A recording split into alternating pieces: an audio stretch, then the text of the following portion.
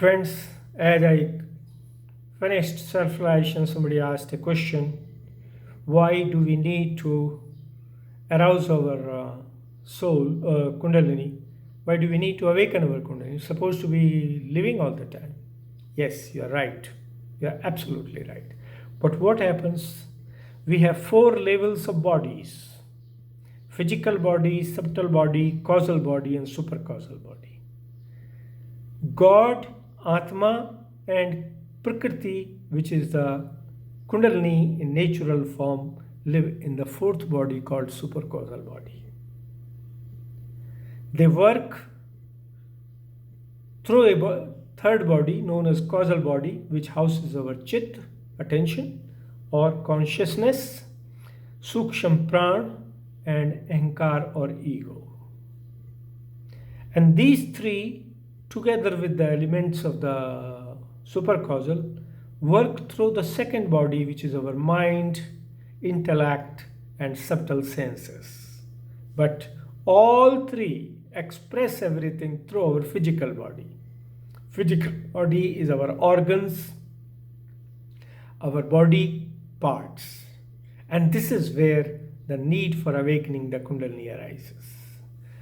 When the fetus is in the mother's womb, all food, capabilities, strength needed for growth of the fetus come through the umbilical cord, which is connected to the mother.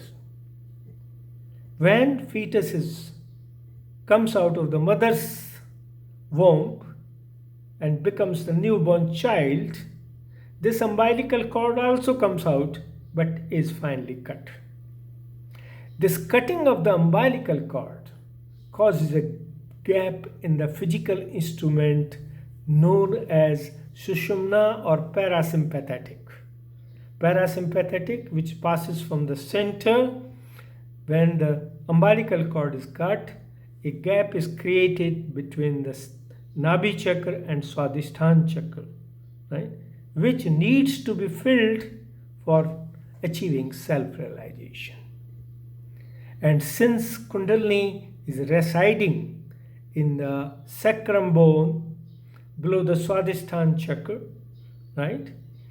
When Kundalini is awakened, she empowers the body and fills that gap which has been created by the cutting of the umbilical cord, and the Kundalini energy passes through the Sushumna and comes to the Sahasrara, when you get a sensation of cool breeze or hotness or tingling in your hands.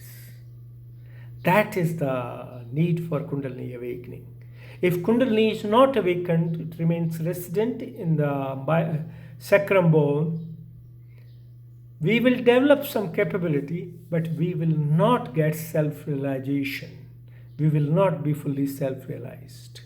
Therefore, Kundalini awakening in all forms, whether you do Nawaj, whether you do puja in Girjaghar, whether you do worship in the temple, whether you go anywhere else, whether you do yoga, do any form of human development activity, you do not get connected to the Creator. All four bodies do not get integrated as an integrated instrument till Kundalini is awakened and passes through that gap, fills the gap, and gives the blessing of self-realization.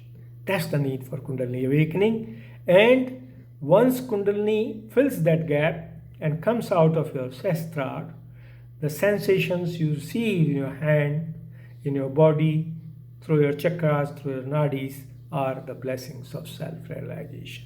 That empowers you. That empowers you to know the past, know the future, know everything, siddhis, riddhis, and all that which you talk about, they all will fall short. But self-realized person achieves powers far beyond and directly remains in contact with the Creator, the God Almighty.